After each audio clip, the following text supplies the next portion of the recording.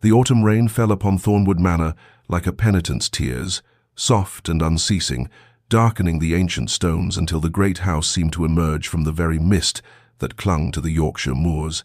It was a lonely place in late October, made lonelier still by the silence that inhabited its corridors, not the comfortable quiet of a well-ordered household, but the heavy, oppressive silence of secrets kept and words unspoken. In the east wing, behind a door of solid oak reinforced with iron hinges that had not opened in 3 years, lived Viscount Adrian Ashford, master of Thornwood and all its lands, a man who had transformed his chambers into a tomb for the living. The door itself had become an object of legend among the staff, who spoke of it in hushed tones when they thought themselves unobserved that formidable barrier, with its heavy lock, that the Viscount had installed himself in the dark days following his return from the accident, his face bandaged, his instructions delivered through gritted teeth to the carpenter, who had worked with trembling hands under that terrible, pain-filled gaze. 3 years had passed since that door had closed, 3 years during which the Viscount had not emerged, not even once, receiving his meals through a small panel that opened only when the corridor was confirmed empty,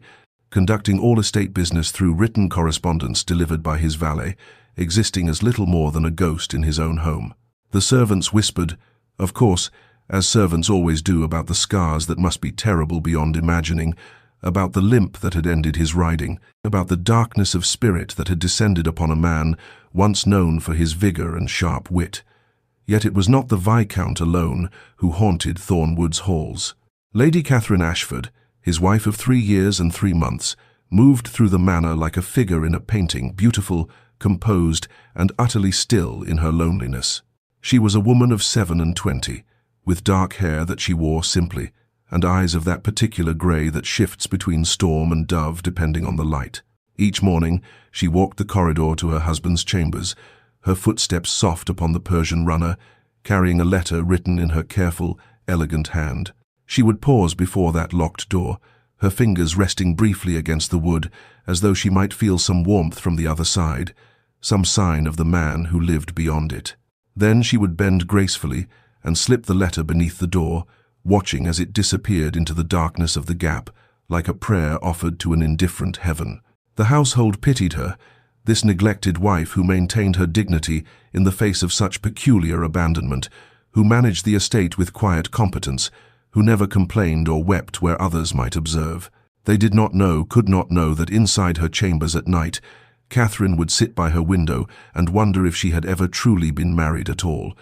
or if the entire arrangement had been nothing more than an elaborate performance that had ended the moment her husband locked himself away, leaving her neither wife nor widow, but something suspended painfully between. But before our lover's fate is revealed, subscribe so you never miss a chapter of romance and scandal, and tell us in the comments, where are you watching from? Now, let's begin. Catherine had not wanted the marriage, not truly, though she had accepted it with the quiet grace expected of a gentlewoman whose family fortunes had declined and whose prospects had narrowed to this single opportunity, a union arranged between her father and the late Viscount Ashford's solicitors, a transaction of property and bloodlines in which affection was considered a pleasant possibility but hardly a requirement. She had arrived at Thornwood Manor 3 years and 3 months ago, in the full bloom of July, when the gardens were alive with roses and the moors stretched green and gold beneath endless skies, and she had met her betrothed in the formal drawing-room where he had stood with his back to the light, a tall figure with dark hair and darker eyes, his bow precise, his words polite, his entire manner communicating a careful, cultivated distance that had made her understand immediately that whatever this marriage would be, it would not be born of passion or even particular preference on his part. Adrian had been courteous during their brief engagement, correct in every particular, but there had been no warmth in his correctness, no curiosity about the woman he was binding himself to for life. He had inquired after her comfort, ensured her rooms were prepared to her satisfaction, and discussed settlements and arrangements with her father's representative, but he had never once asked her what she hoped for, what she dreamed of, what she feared in coming to this strange house to marry a stranger. Their wedding had been a small affair, attended by distant relations and local gentry who had come more out of obligation than celebration, and their wedding night had been much like their courtship proper, passionless, a duty discharged without cruelty, but equally without tenderness, leaving Catherine to lie awake afterward, wondering if this careful emptiness was to be the shape of all her days. In the weeks that followed, they had established the patterns of a polite cohabitation, formal dinners where they discussed estate matters and weather, separate chambers connected by a door that remained perpetually closed, occasional rides where Adrian would help her mount and then ride ahead, always just slightly out of reach. She had told herself that affection might grow in time, that patience and kindness on her part might gradually thaw the ice of their arrangement, and she had set herself to learning the management of Thornwood, to winning the respect of the household staff, and to making herself useful and unobtrusive, hoping that her husband might one day look at her and see not merely a wife acquired through obligation, but a woman worthy of his regard. She had been young enough then to believe that hope alone might be sufficient, that her quiet devotion might eventually earn what had not been freely given. But she had not anticipated the accident that would come 3 months into their marriage, nor the locked door that would follow, transforming their cold union into no union at all. Now, standing in the present autumn rain, Catherine bent once more before that unyielding oak barrier and slipped her daily letter into the darkness beneath, watching it disappear as all the others had disappeared, unanswered, unacknowledged, received into a silence that had become the defining feature of her married life. The accident came on an October morning much like this one, 3 months into their marriage, when the hunting party had assembled at dawn with horses steaming in the cold air and the hounds eager, their breath clouding white as they strained at their leads. Adrian had been an accomplished rider, known throughout Yorkshire for his seat and his nerve, and Catherine had watched him depart that morning with something almost like warmth in her chest, for he had looked back at her as he mounted, a brief glance that might have held the seed of something gentler than his usual formality. The messenger had returned before noon, riding hard, his face white with what he had witnessed, and Catherine had been summoned by the housekeeper, her heart already falling even before she heard the words. An unexpected ravine concealed by underbrush. The Viscount's horse had fallen. The Viscount had been thrown against rocks. His face had struck stone. There was blood, so much blood. The doctor was already sent for, but my lady should prepare herself. They had brought him home on a cart, his face wrapped in bandages already seeping red, his left leg twisted in a way that made the footman turn away, and through the laudanum haze he had been conscious enough to refuse her entry to his chambers, his voice a ragged thing she barely recognized. No, keep her out, she must not see. Catherine had stood in the corridor while the doctor worked, had pressed her hands against the door and called his name. They had offered comfort and received only silence, punctuated by groans of agony that pierced her in ways she could not have anticipated, given the coldness of their union, for he was still her husband, still a human being suffering beyond that unyielding wood, and she found she possessed a capacity for concern that their brief, distant marriage had not yet extinguished. The doctor had emerged hours later with blood on his sleeves and gravity in his expression. The Viscount would live, but his face bore scars that would be permanent. His left leg had been set but would always pain him. He would walk with a limp, and his lordship had been most insistent violently, so that her ladyship was not to enter, was not to see him. The trauma had been not only physical but psychological. Perhaps in time his reason would return, but for now his wishes must be respected. She had tried, that first week, to reach him standing outside his door and speaking to the wood, writing letters that she slipped beneath, requesting through his valet that she be allowed to help with his recovery, to read to him, to simply sit in his presence, anything to bridge this sudden and absolute separation. But he had responded to none of it, and on the 8th day she had heard the carpenter working inside the chambers, the sound of tools and heavy iron, and when she had inquired, she learned that the Viscount had ordered a lock installed, a proper lock with a key that only he possessed. And that evening when she approached his door she found it truly, finally, completely closed to her, and she had stood there in the dimming light, wondering how a marriage that had been merely cold could become, in the span of a week, no marriage at all, but a prison of separation in which she was condemned to live beside a husband she might never see again. Weeks passed in this manner, and Catherine found herself settling into a rhythm born not of contentment, but of sheer determination to survive the peculiar loneliness of being married, yet utterly alone, a state more isolating than widowhood, for at least widows received society's sympathy, while she received only pitying glances and whispered speculation about what failures of hers had driven her husband to such extremity. Each morning she rose at dawn, dressed with care though no one would see her except servants, and composed a letter at the small writing desk in her chamber's letters that began as desperate pleas and gradually transformed into something gentler, more patient, the chronicles of daily life that demanded nothing and offered everything. She wrote of the estate, the tenants' concerns, the harvest reports, the repairs needed on the north cottages, the accounts that required his attention, presenting these matters with clarity and her own recommendations, effectively managing Thornwood in his stead, though she signed nothing, decided nothing final,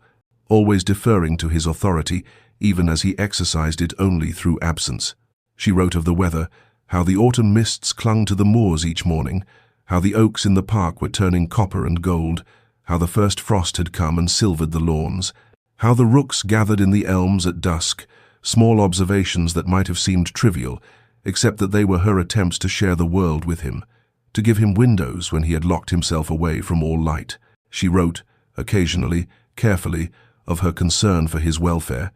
Was he eating sufficiently? Was his leg paining him? Would he permit the doctor to call? Might he need books or anything else that she could provide? Questions posed gently, without accusation, without demands, merely offerings of care that she folded into cream-colored paper and slipped beneath his door each morning before the household fully woke. After delivering each letter, she would proceed to the library, a long room with tall windows overlooking the gardens, separated from Adrian's chambers by only a single wall, and there she would spend her mornings reading, managing correspondence, reviewing the household accounts,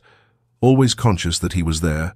just beyond that wall, so close and yet unreachable, as if he inhabited not merely another room, but another realm entirely. The servants treated her with a deference edged with pity that made her want to scream, for she was neither widow nor wife, but something suspended between states, a viscountess who commanded the household, yet had no access to the viscount, and she knew they whispered about her in the kitchens, wondered what she had done or failed to do to merit such abandonment, speculated about whether she would seek an annulment or simply fade into the half-life of permanent separation. But Catherine had discovered within herself a stubbornness she had not known she possessed, a refusal to accept that the locked door was the end of everything she had married. Adrian, for practical reasons, true, but she had also harbored hopes, small and carefully guarded, that they might build something meaningful together, and those hopes had not died with his seclusion, but had instead transformed into a quieter, deeper determination. She would not abandon him as he had abandoned her, would not cease reaching toward him even if her hands met only wood and iron and silence, would not stop writing letters even if they vanished into darkness and were never answered. For what else could she do? What else did she have except this daily ritual of connection attempted if not achieved,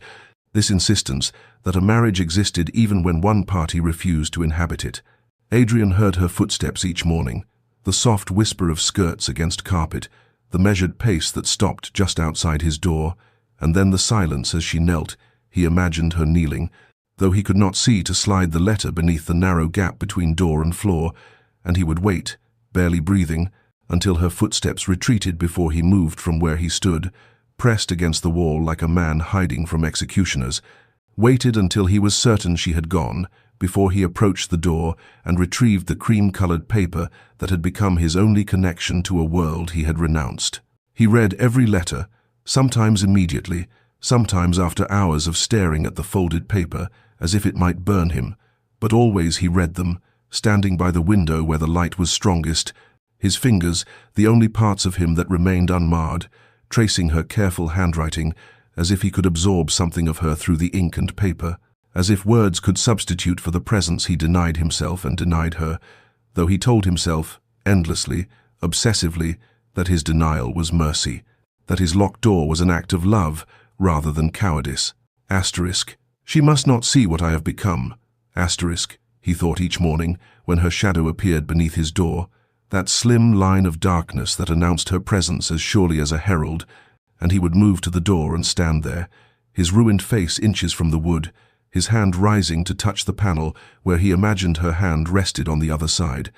separated by oak and iron, and his own implacable will, and sometimes he heard her breathe, thought he heard her breathe, or perhaps he only imagined it. But in those moments, the temptation to unlock the door nearly unmanned him entirely. The mirror in his chambers had been covered with cloth after the first week, after he had looked upon his reflection and seen not Adrian Ashford, but some Gothic horror. The left side of his face, a landscape of red and purple scarring that pulled his eye downward and twisted his mouth into a permanent suggestion of a sneer. The proud straight nose now crooked, the smooth skin of his temple and cheek replaced by tissue that resembled melted wax, grotesque and shocking and utterly irreversible, according to the doctor who had dared suggest that her ladyship's presence might comfort him, as if Catherine should be subjected to this monstrosity, as if she should be asked to look upon him with anything other than revulsion or, worse, that terrible pitying kindness that would destroy him more thoroughly than the accident itself had done. He had released her, he told himself, by locking the door, released her from the obligation to tend a husband who had become an object of horror, freed her to live her life in whatever manner brought her peace, and if she chose to write letters he could not stop her, but neither would he encourage her by responding, though each letter made that resolution more difficult to maintain, for she wrote with such care, such attention to small beauties, such evident loneliness delicately expressed, that he found himself craving the next letter even as he dreaded it, found himself listening for her footsteps, like a prisoner listening for the guard, who brings both sustenance and reminder of captivity. Months later, winter arrived with the inevitability of judgment, transforming Thornwood Manor into a landscape of whites and greys, where the bare trees etched stark patterns against leaden skies and snow, muffled the world into a silence that seemed to Catherine both beautiful and oppressive, another layer of isolation added to the one she already endured. Yet she continued her morning ritual with a stubbornness that had calcified into something like faith, though faith in what she could not have precisely articulated faith, perhaps that persistence itself had value. That constancy meant something even when it appeared to mean nothing at all. Her letters had evolved, grown less tentative, as if she had decided that since he would not respond, she might as well write as she truly wished. And so she wrote with increasing honesty about her days, her thoughts, the small beauties she observed in the frozen gardens, and alongside the letters she began leaving gifts. A leather-bound volume of poetry she thought he might enjoy, retrieved from the London bookseller, a bottle of the French brandy she had discovered he preferred, ordered through the wine merchant, a scarf she had knitted herself during the long evenings alone, the work of her hands offered as evidence of time spent thinking of him, though she wondered if he would recognize the gesture for what it was or dismiss it as mere wifely duty performed without feeling. Adrian found each gift where she left it, arrayed beside the daily letter like offerings at a shrine, and he was undone by them in ways her words alone had not quite achieved, for the gifts were tangible proof of thought, of effort, of a care that could not be entirely explained by obligation, and the scarf especially tormented him. He held it in his ruined hands and imagined her sitting by the fire, needles clicking in the silence, creating something for him while he hid from her like a monster from a fairy story, and the soft wool seemed to carry her scent, or perhaps he only imagined it, but he pressed it to his face and felt something crack in the frozen wasteland of his chest. He began, tentatively, to respond not to her directly, that remained unthinkable, but through the valet he sent brief instructions about estate matters, formal and impersonal but nonetheless communications, threads of connection however thin, acknowledgements that her letters about the tenants and the accounts had been received and considered. And though he kept these responses purely practical, stripped of anything personal, they represented a breach in the wall he had built, a crack that let through the thinnest ray of light. Catherine received these messages: 3 lines about approving a repair, 2 sentences about selling timber, a brief note about tenant leases, with a joy entirely disproportionate to their content, for they were responses, proof that her letters reached him, that he read them, that she was not simply speaking into a void, and she treasured these scraps of attention as a miser treasures gold, reading them multiple times, analyzing every word for shades of meaning, searching for any hint of the man behind the formal instructions, and finding just enough to sustain her hope through the deepening winter, through the shortest days and longest nights, through the peculiar loneliness of Christmas spent in a house with another person who remained as absent as if he had never existed at all. A full year had passed since the door first locked, 365 days of separation marked by the patient accumulation of letters, when Catherine arrived at Adrian's chambers one February morning and found, instead of the usual silence that greeted her offerings, a folded piece of paper on the floor just beyond the threshold, pushed from inside his rooms to the corridor where she stood, a reversal that stopped her heart mid-beat.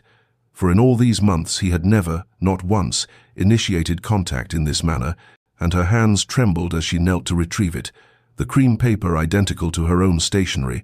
and she recognized before she even unfolded it that this was his handwriting, his hand that had formed these letters, not dictated through a servant but written by him for her. The note contained only 3 sentences, formal and brief, regarding a discrepancy in the estate ledger she had mentioned in her letter from the previous week. * Lady Ashford, the matter of the Western timber accounts has been reviewed. Please proceed with the sale as you suggested. Your management of the estate continues to be exemplary. * 3 sentences, fewer than 40 words, utterly impersonal in their content, and yet Catherine stood in the corridor clutching the paper as tears streamed down her face. For these were his words, his acknowledgement, the first thing he had written directly to her in a year, and the fact that he had addressed her, had thanked her however formally, had communicated not through the valet but through his own effort, represented a crack in the wall so significant she could barely breathe for the hope that flooded through her. She returned to her chambers and sat at her writing desk, the note smoothed before her like a precious artifact, and composed her response with shaking hands, taking care to match his formal tone while infusing her words with warmth, writing about the timber sale and the accounts but adding observations about the snow in the gardens, the birds that had appeared at the window that morning, small personal details offered carefully, testing the boundaries of what he might accept, and she ended with a simple expression of gratitude for his response, nothing effusive or demanding, merely an acknowledgement that she had received his words and treasured them, though she did not write the word Times treasured *, for that would be too much, too revealing, and so she wrote instead that she was pleased to have his guidance, though pleased was entirely inadequate to describe the wild joy that made her hands unsteady as she formed each letter. She left this response at his door within the hour, unable to wait until the following morning, and resumed her day in a state of distraction, her mind returning again and again to those 3 sentences, analyzing each word, wondering if she had imagined the slight softening in the final line. The word Times continues, Times suggesting he had been aware all along of her work, had been watching in his way, had perhaps valued her efforts even when he could not bring himself to say so, and that night she slept with his note beneath her pillow, a talisman against the loneliness that had been her companion for so long, and when she woke the next morning, she found another note waiting, this one slightly longer, responding to her observations about the snow, and she understood with a clarity that stole her breath that something had shifted, that a door, not the physical door that remained locked,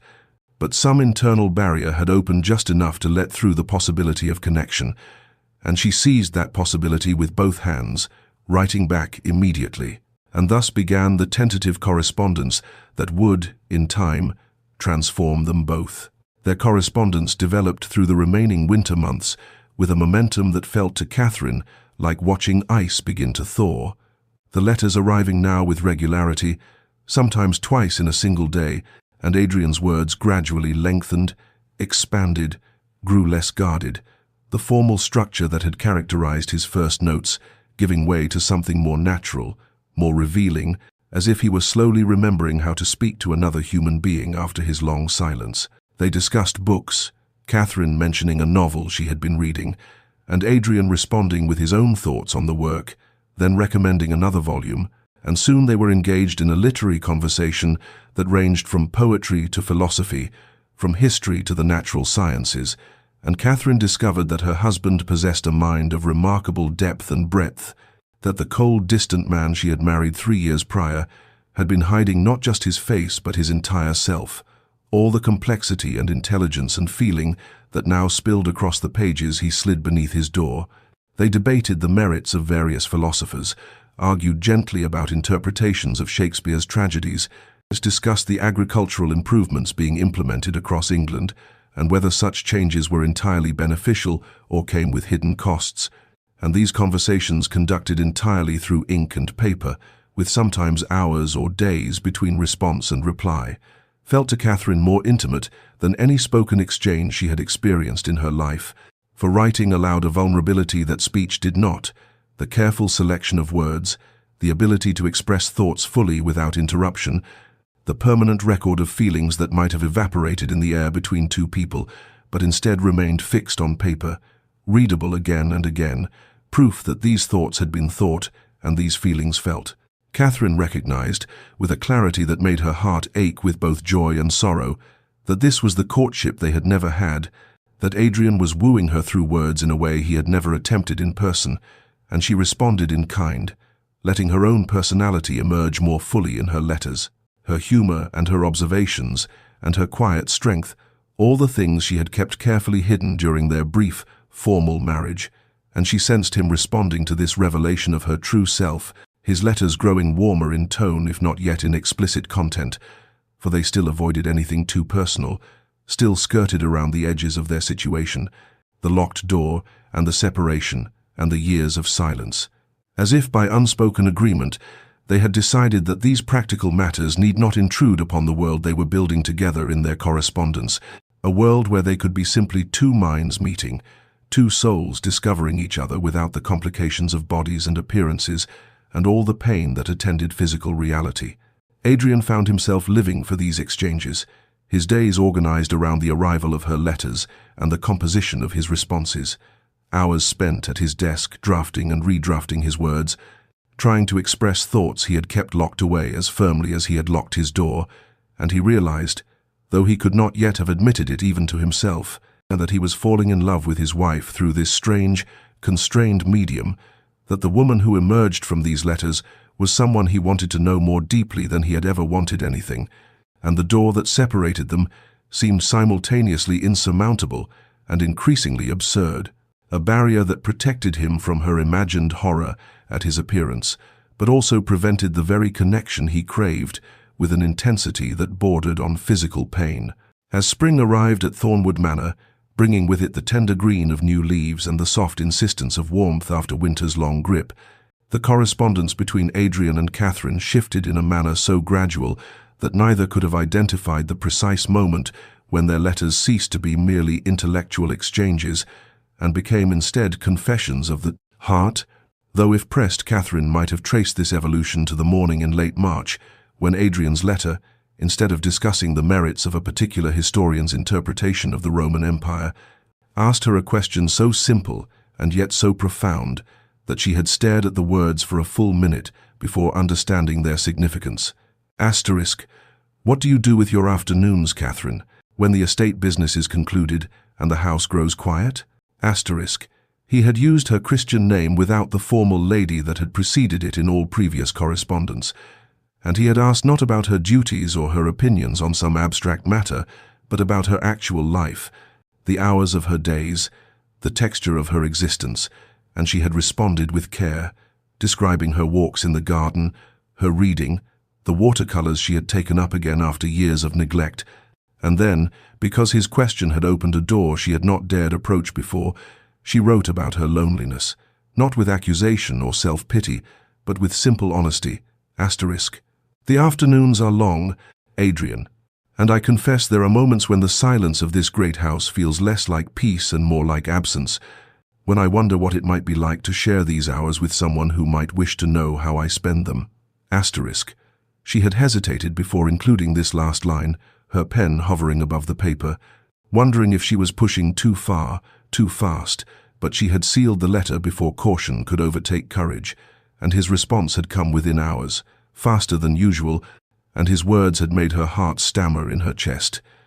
Asterisk, I wish to know everything about your hours, Catherine. I have wondered about your afternoons, your mornings, your evenings, every moment that passes, while I sit behind this damned door like a coward, too afraid to claim the life that waits beyond it. Asterisk. It was the first time he had acknowledged the door, the separation, the abnormality of their situation, and it was the first time he had revealed frustration with his own choices. anger at himself rather than at fate or circumstance, and Catherine understood that something fundamental had shifted, that the careful dance they had been performing through their letters had moved into new territory, dangerous and thrilling and terrifying in its intimacy, and from that day forward their correspondence became a kind of courtship conducted with increasing boldness. Adrian writing about his own fears, not in abstract philosophical terms, but in direct, personal language, telling her that he dreamed of her voice, that he remembered the way she had smiled at something amusing during dinner in those brief months before the accident, that he feared his scars would repel her, but feared more that his isolation had already destroyed whatever chance they might have had for happiness, and Catherine responding with her own truth, that she had fallen in love with the man who wrote these letters, that she knew his soul now in ways she never could have known it, through mere physical proximity, that his scars could mean nothing to her when his words had already shown her the beauty of his mind and heart, and the household staff, who had grown accustomed to the strange arrangement of their master and mistress, began to notice that Lady Catherine moved through the manor with a lightness that had been absent for years, that she smiled more readily, that she seemed to glow with some inner radiance that transformed her from merely pretty to genuinely beautiful, and they whispered among themselves that perhaps the lady had taken a lover, for what else could explain this sudden joy, not understanding that she had indeed fallen in love, but with her own husband, and that he had fallen equally in love with her, and that they were conducting their affair through paper and ink, consummating their devotion through words that could not touch, but somehow conveyed more tenderness than any physical caress they had yet shared. The fever came upon Catherine in early May, 2 years and 3 months after the door had first locked, arriving with the sudden violence of a spring storm that had no respect for the fragile happiness she and Adrian had been building through their letters, and it began as nothing more than a headache and slight chill that she dismissed as fatigue from overseeing the planting of the kitchen gardens. But by evening she was trembling so violently that her maid had to help her to bed, and by the following morning her skin burned with a heat that seemed to come from some furnace deep within her body. And the doctor was summoned from the village, his grave expression as he examined her sending the household staff into whispers of concern and fear,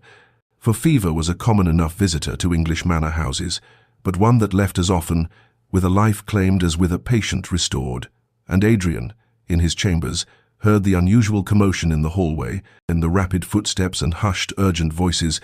and when his valet knocked to inform him that Lady Catherine had taken seriously ill, something seized in his chest like a fist closing around his heart, and he crossed immediately to the door that connected his chambers to the corridor, pressing his ear against the wood, as he had done countless times over the past 2 years, but this time listening not for her morning footsteps, or the soft sound of a letter being slid beneath his door, but for any information about her condition,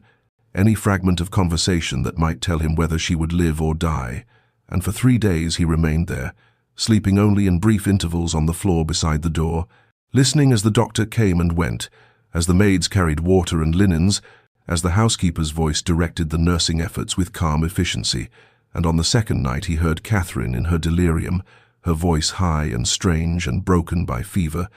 calling out words he could not quite discern, and then, clear as a bell through the heavy oak, he heard her call his name Adrian, not with fear or accusation, but with longing, with need,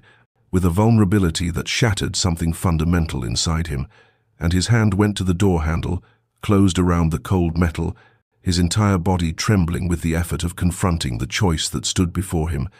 and he remained frozen there for what might have been minutes or hours, his hand on the handle and his forehead pressed against the wood, wanting with an intensity that bordered on madness to open the door, to go to her, to take her hand and tell her he was there, that she was not alone, but unable to move, unable to turn the handle, because the fear that had kept him imprisoned for 2 years still had its claws in him,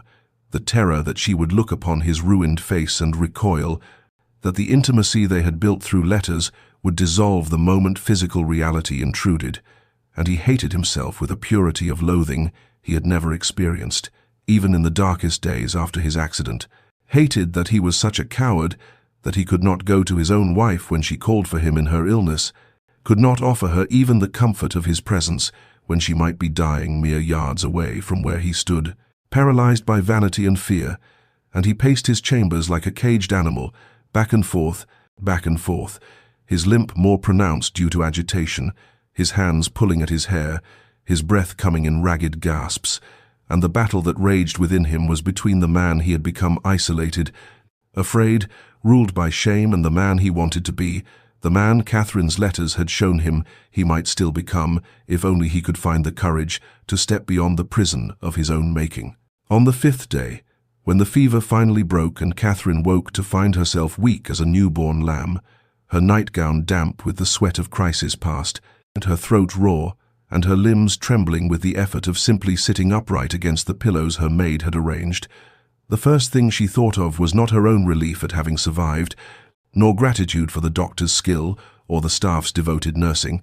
but rather the fact that during her delirium she had called for Adrian and he had not come, and this knowledge settled into her chest, not with anger or even disappointment, for she had long ago accepted the parameters of their strange marriage, but with a clarity that felt like the fever had burned away all pretense and left only truth, raw and undeniable, and she understood with sudden and complete certainty that she could not continue as they had been,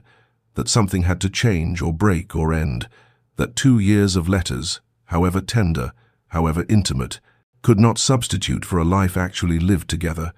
And so when her maid had left her with tea and toast that she was too weak to eat, Catherine reached for her writing desk with shaking hands and pulled forth paper and pen,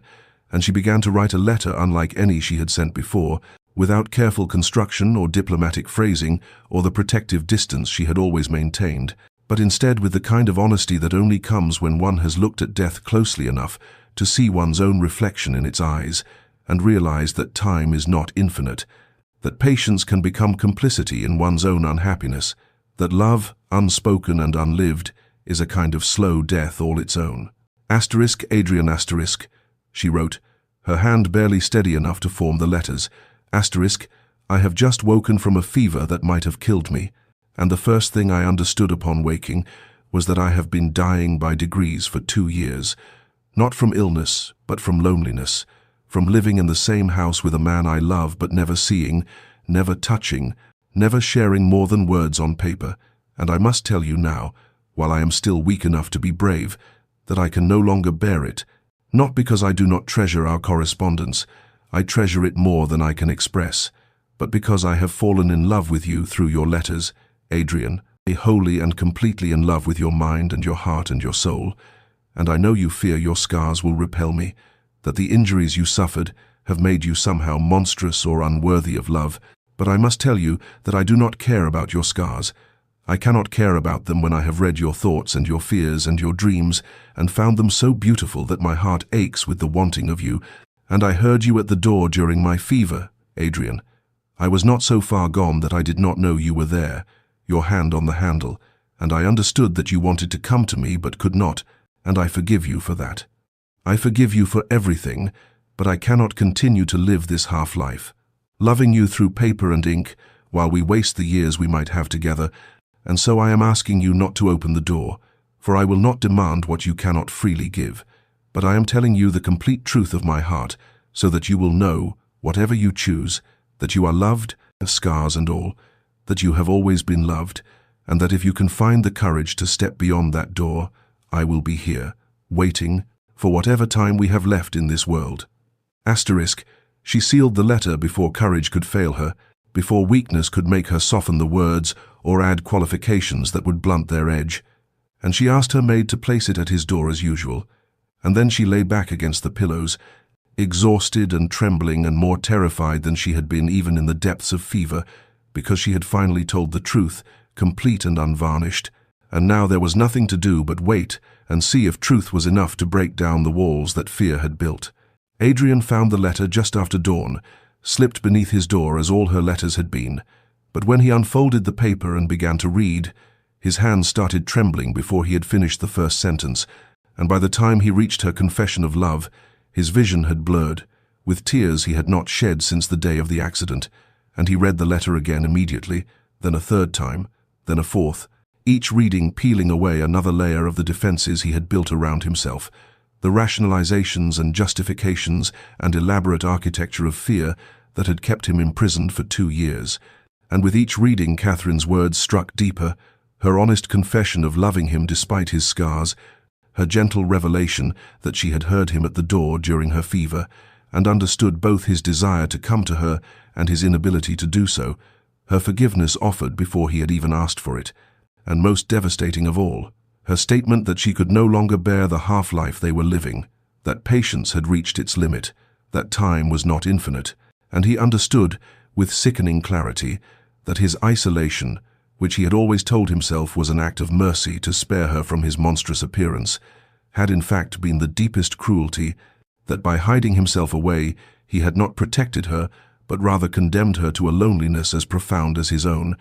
perhaps more so because she had chosen to stay, to write, to love, while he had chosen only to hide. And the self-loathing that had sustained his isolation for 2 years transformed in that moment into something else, a fury at himself for wasting so much time, for causing her so much pain, for being too much a coward to accept the love she was offering. And he crossed to the mirror that he had covered with cloth on the day he first locked himself away, and he tore the cloth down and forced himself to look at what he had become, the scar that ran from his left temple down across his cheek to his jaw, the way it pulled his mouth slightly to one side, the matching scar on his neck where the boar's tusk had caught him as he fell.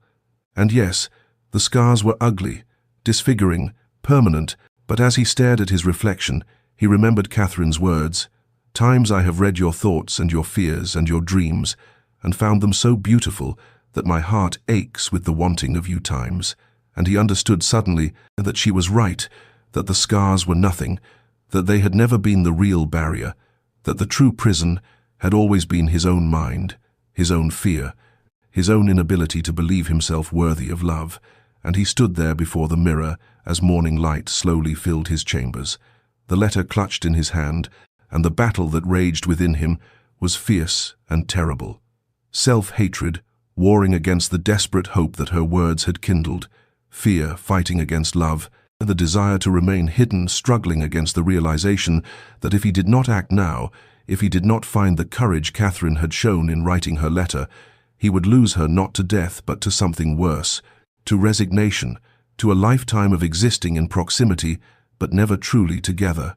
And as dawn broke fully over Thornwood Manor, something crystallized in Adrian's chest, a decision made not with certainty or confidence, but with the desperate clarity of a man who has finally seen the edge of the abyss and chosen to step back. And he knew what he had to do, knew that words would no longer suffice, that after 2 years of letters, the time had come for action, for the physical destruction of the barrier he had built, and his hands stopped trembling as purpose replaced paralysis, and he turned from the mirror toward the door that had been locked for so long, knowing that within the hour it would cease to exist. Catherine woke with the first light of morning, still weak from her illness, her body feeling as though it were made of gossamer and air, and she lay against the pillows watching dawn paint the walls of her chamber in shades of rose and gold, her mind turning over the letter she had sent the previous day, wondering if she had been too honest, too vulnerable, if she had frightened him away entirely, or if perhaps her words had reached something in him that all her careful patience had not. And she was contemplating whether she had the strength to rise and dress when a sound shattered the morning quiet, a tremendous crash that seemed to shake the very foundations of Thornwood Manor, followed by another and another, the sound of wood splintering and breaking, and Catherine sat upright despite her weakness, her heart suddenly racing, and she heard voices in the corridor, servants crying out in alarm, footsteps running, and then another crash, louder than before, and she knew, with sudden absolute certainty, what was happening, knew it in her bones and blood before her mind could fully comprehend it, and she pressed her hand to her mouth as tears sprang to her eyes, because Adrian was breaking down his door, was destroying the barrier he had built 3 years ago, was tearing apart the symbol of his isolation with what sounded like savage determination, and the crashes continued, rhythmic and violent, and the sound of an axe biting into wood, and Catherine could hear his voice now through the chaos, a wordless cry of effort and anguish, and something that might have been rage or might have been release, and the household was in uproar. She could hear Mrs. Davies shouting for someone to fetch help, other servants asking what was happening, whether the master had gone mad. But Catherine understood that this was not madness but rather its opposite. This was sanity returning after 3 years of self-imposed exile. This was a man fighting his way out of his own prison. And then there was one final tremendous crash, different from the others, the sound of something large and heavy falling, and silence followed, sudden and complete, as though the entire manor were holding its breath, and Catherine found herself on her feet, though she did not remember rising, her hand gripping the bedpost for support, her whole body trembling with weakness and emotion, and she heard footsteps in the corridor outside Adrian's chambers, slow and uneven, the familiar rhythm of his limp, and she realized he was walking through the ruined doorway, was stepping out into the corridor for the first time in 3 years, and her tears were falling freely now, and she moved toward her own door on legs that barely supported her, needing to see him, needing to witness this moment of transformation. And when she opened her door and looked down the corridor toward his chambers, she saw him standing in the hallway surrounded by servants who had frozen in shock, saw the destroyed door lying in splinters behind him, saw him trembling and breathing hard from exertion, the axe still in his hand, his scarred face visible to all of them, and their eyes met across the distance, and in his gaze Catherine saw fear and love and desperate hope and the terrible vulnerability of a man who has finally destroyed his own prison and now stands exposed before the world. And she took one step toward him, then another, and nothing else mattered but crossing the space between them. Adrian let the axe fall from his hand, and it clattered against the floor with a sound that seemed to echo through the sudden silence. And he stood there in the corridor surrounded by shocked servants, his chest heaving, his scarred face fully visible in the morning light, for the first time in 3 years. And when he saw Catherine emerge from her chambers, pale and trembling from illness, but moving toward him with tears streaming down her face, every remaining fragment of his courage coalesced into purpose, and he began to walk, each step a deliberate act of will, his limp more pronounced than usual from exertion and 3 years of disuse, and the servants parted before him like water, their faces showing shock and pity and curiosity, but he looked only at Catherine, at the woman who had waited with such impossible patience, who had loved him through paper and ink when he would not allow her to love him in flesh and breath. And as he drew closer, he could see every detail of her face, the pallor left by her illness, the tracks of tears on her cheeks, the way her hands trembled as she reached toward him. And when he finally stood before her, they were both crying, both trembling, both afraid and hopeful in equal measure, and for a long moment they simply looked at each other, truly looked, without barriers of wood or pride or fear between them, and Catherine's gaze moved across his face, taking in the scars he had hidden for so long, the twisted tissue that ran from temple to jaw, the way his mouth pulled slightly to one side, the marks of violence and survival that he had convinced himself made him monstrous, and he waited for her to flinch, to look away, to show some sign of the revulsion he had always imagined, but instead, her expression filled with such tender recognition, such pure love, that his breath caught in his throat, and she lifted her hand slowly, giving him time to retreat if he wished. But he did not retreat, could not retreat, had spent 3 years retreating, and would retreat no more. And when her fingers touched his scarred cheek with infinite gentleness, when her palm curved to cup his face, and her thumb traced the line of the scar as though it were something precious, rather than shameful, something broke open in Adrian's chest, some final defense crumbling into dust, and he turned his face into her touch, like a man starved for contact, which he was. And Catherine made a small sound that was half sob and half laugh, and she whispered his name, just his name, and it was the first time he had heard her voice directed at him rather than through a door in 3 years. And the sound of it undid him completely, and he reached for her with shaking hands, touching her face as she touched his fingers tracing the line of her jaw, the curve of her cheek, learning through touch what he had denied himself through sight, and they stood there in the corridor with servants watching and morning light streaming through the windows, 2 people who had been married for 3 years finally meeting for the first time. And Catherine smiled through her tears and said, "You broke down your door," and Adrian's voice, rough from disuse and emotion, replied, "I should have done it 3 years ago." Adrian found himself unable to speak further, his throat closed with emotion, and Catherine seemed to understand because she took his hand and led him back down the corridor toward her chambers, away from the curious eyes of servants, and when they were alone behind her closed door, the world seemed to narrow to just the two of them, into this room, filled with morning light and the 3 years of longing that hung between them, like something almost tangible. And Adrian's voice, when he finally found it, was rough and broken as he said,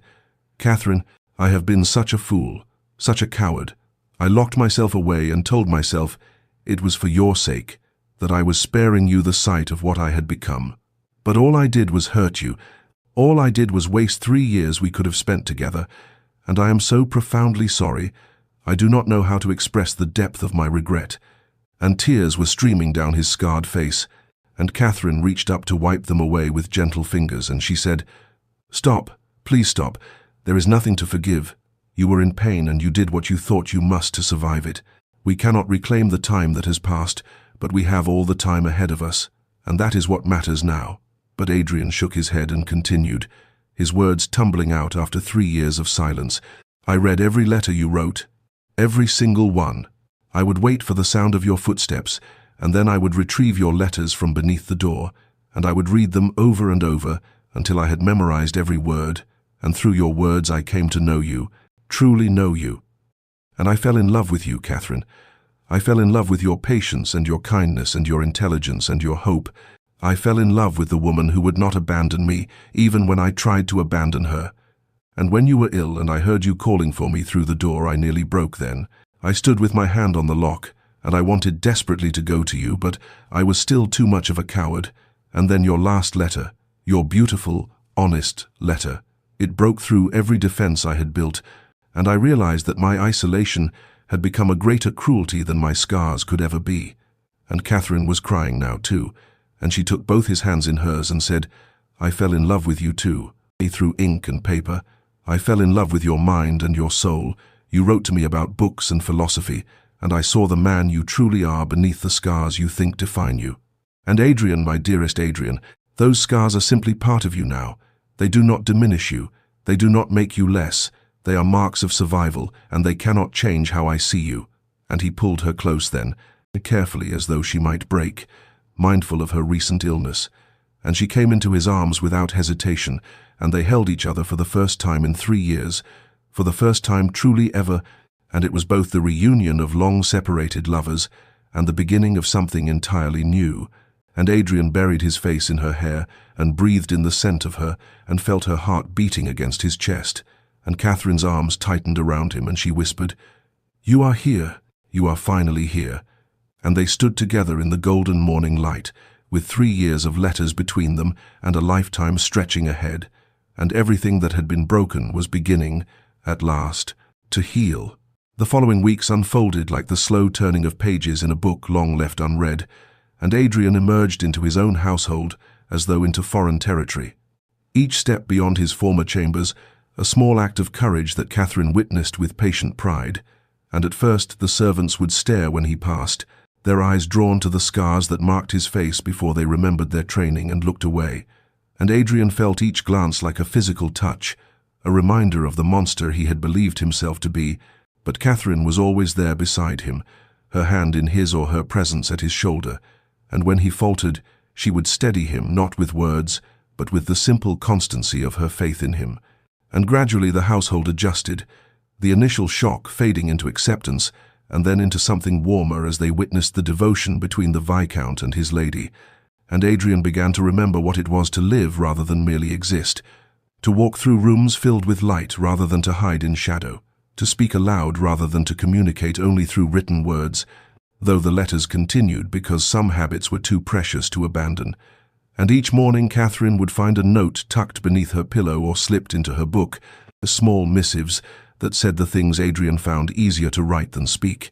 declarations of love and gratitude and wonder that she had waited for him, and she would write back, leaving her responses in the pockets of his coat or folded into his napkin at breakfast. And this epistolary courtship that had begun through a locked door now became a tender game between them, a private language of paper and ink that belonged to them alone, and they walked the gardens together in the afternoons,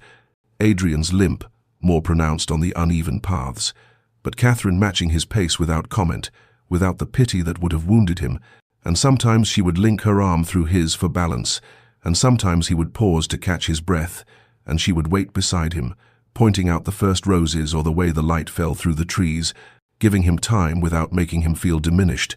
and physical intimacy developed slowly between them. Carefully, each touch a question asked and answered, his fingers learning the curve of her waist as hers learned the landscape of his scars. And there were moments when Adrian would freeze, when old fears would surface and he would pull away, certain that she must be repulsed despite all evidence to the contrary. And Catherine would give him space but never distance. They would wait until he returned to her, as he always did. And one night when she kissed the scarred side of his face with deliberate tenderness, he wept, and she held him and whispered that every part of him was dear to her, that his scars were part of his story and therefore part of what she loved. And trust was rebuilt in these small moments, through patience and presence and the gradual understanding that love need not be perfect to be real, that healing was not an event but a process, and that they had all the time in the world to learn each other beyond the words they had written, to become in flesh what they had begun on paper. Months passed and spring surrendered to summer, and with the changing season came a transformation not only in Adrian and Catherine, but in their relationship to Thornwood itself. For Adrian had spent 3 years knowing his estate only through ledgers and reports and Catherine's detailed letters, and now he wished to see it through his own eyes, and to meet the tenants whose names he knew, but whose faces had become distant memories. And so they began to ride out together across the lands that were his responsibility and his heritage,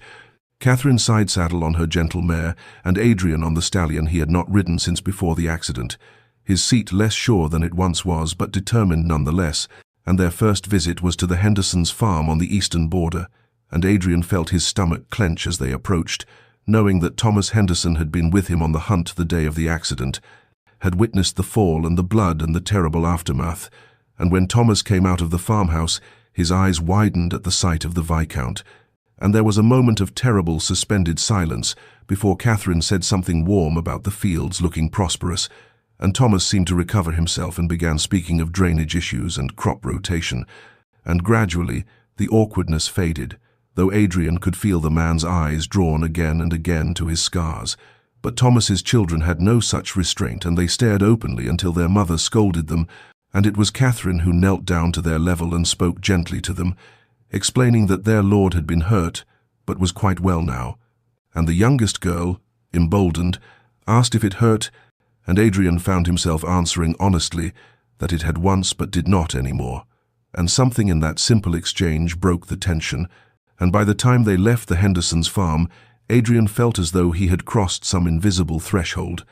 and over the following weeks they visited every tenant, farm and cottage, and each visit became easier than the last, and Adrian began to see that while people might initially react to his appearance,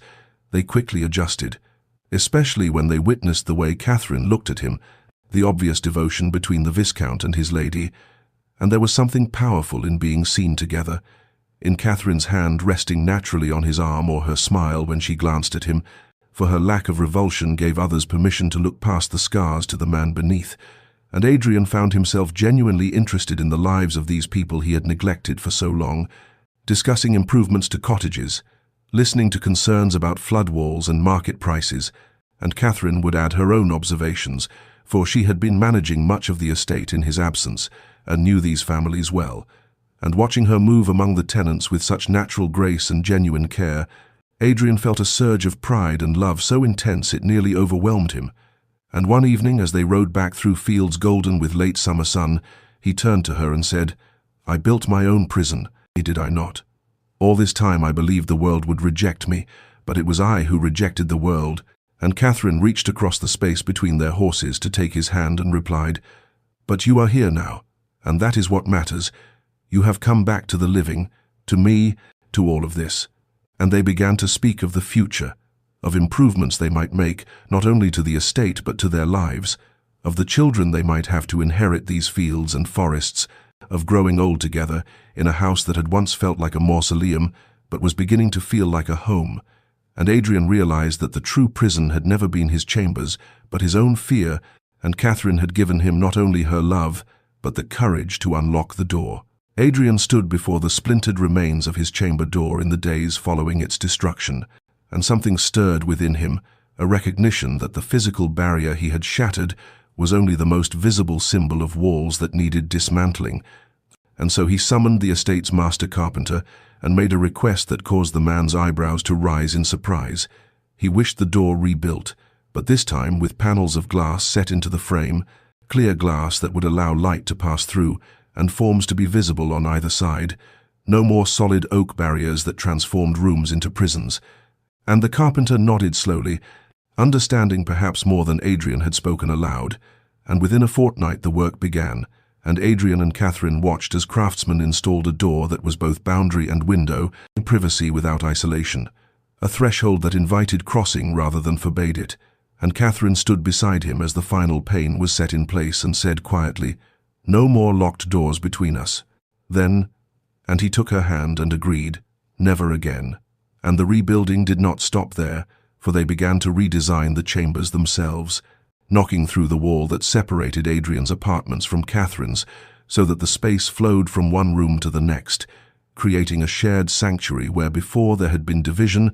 and Catherine chose fabrics in warm colors to replace the dark hangings that had made Adrian's chambers feel like a tomb, and together they selected furniture that spoke of comfort rather than austerity, of a life lived rather than endured. And as the physical space transformed, so too did the emotional landscape between them, for they spoke now of things long left unsaid, of the time wasted in fear and isolation, of regrets that could not be changed but could be learned from, and they spoke too of hope, of the future stretching before them full of possibility. And one evening, as they sat together in the newly opened space, Catherine's head resting against Adrian's shoulder, she said softly that she wished to fill Thornwood with more than just the two of them, that she wanted the house to ring with children's laughter and to be a home in truth rather than simply an estate. And Adrian felt something catch in his throat at the image she painted, at the life she was offering him, a life he had believed himself unworthy of, but which she insisted he deserved. And he kissed her temple and whispered, "Yes, yes," to all of it, to every dream she held. And as autumn arrived and the leaves turned gold and crimson, Catherine came to him with news that made his heart stutter, and saw she was with child. Their child, a new life born of the love they had cultivated through letters and patience and the courage to break down doors. And Adrian's joy was so profound it frightened him in its intensity,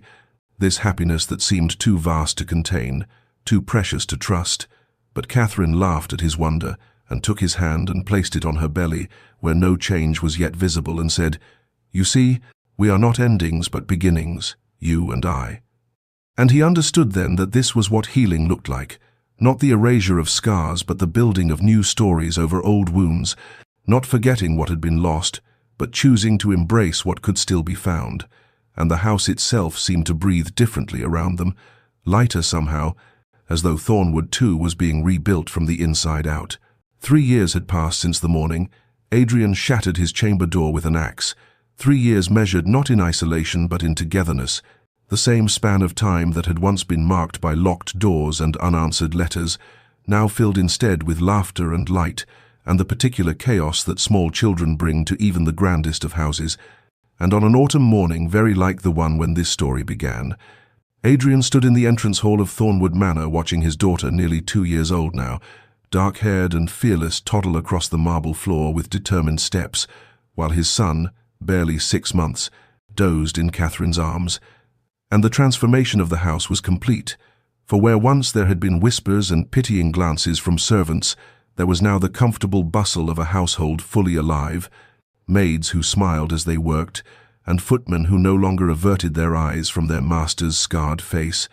And Catherine descended the stairs with the particular grace of a woman who had grown into her role as mistress of this estate.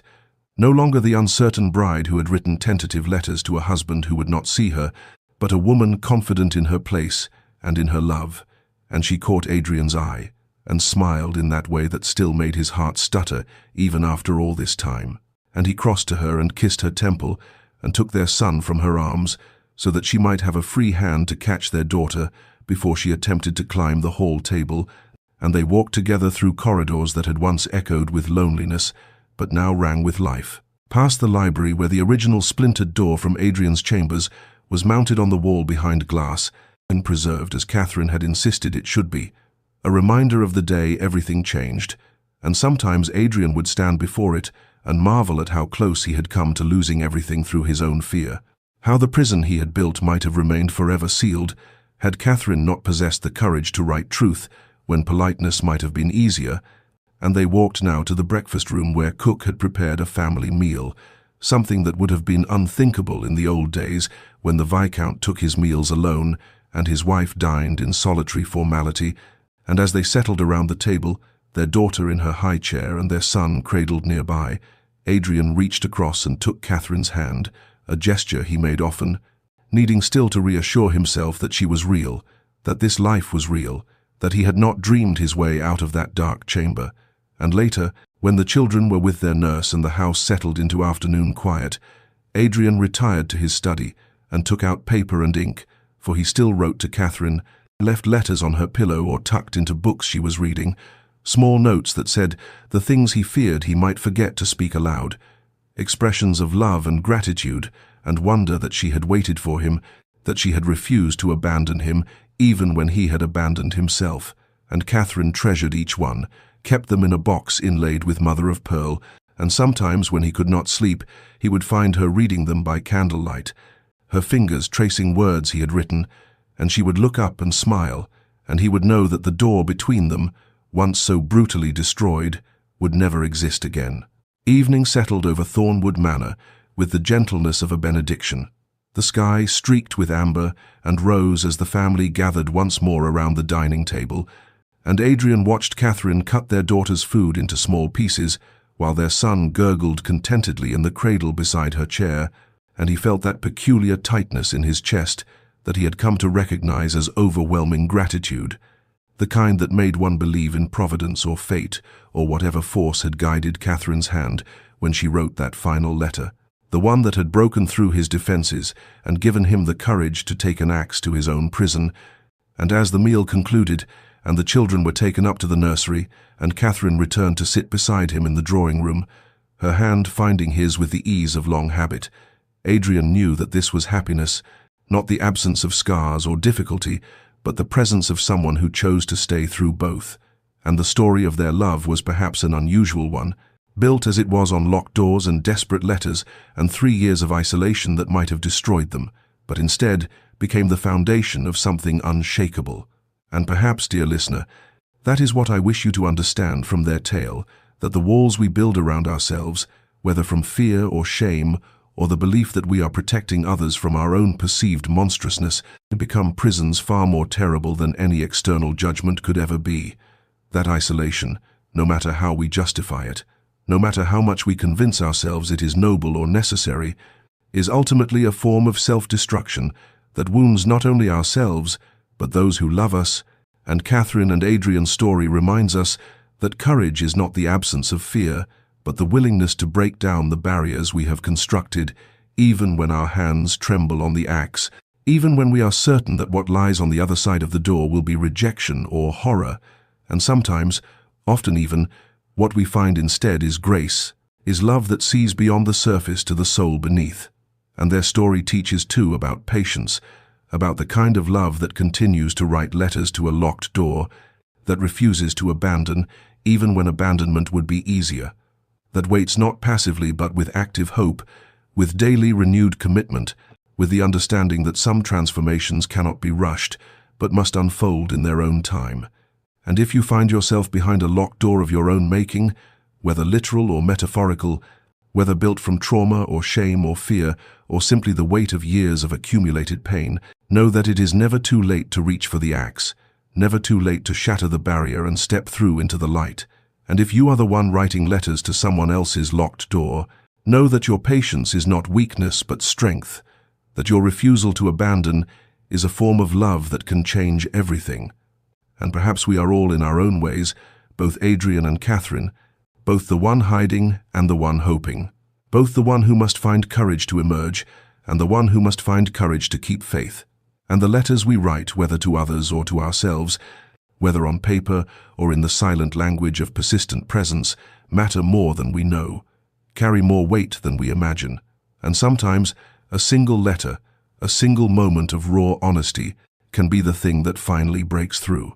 And so I wish you the courage to destroy your own doors, the patience to wait for others to destroy theirs, the wisdom to know which role you are called to play in each moment.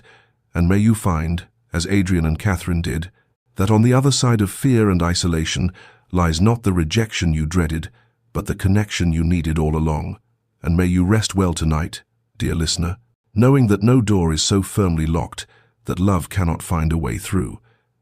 And if you found meaning in this story, I invite you to subscribe to this channel, to share this tale with someone who might need to hear it,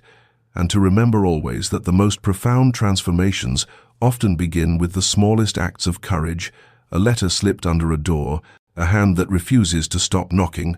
a heart that dares to hope when hope seems foolish. For in the end, we are all stories of doors locked and doors opened, of isolation chosen and connection reclaimed,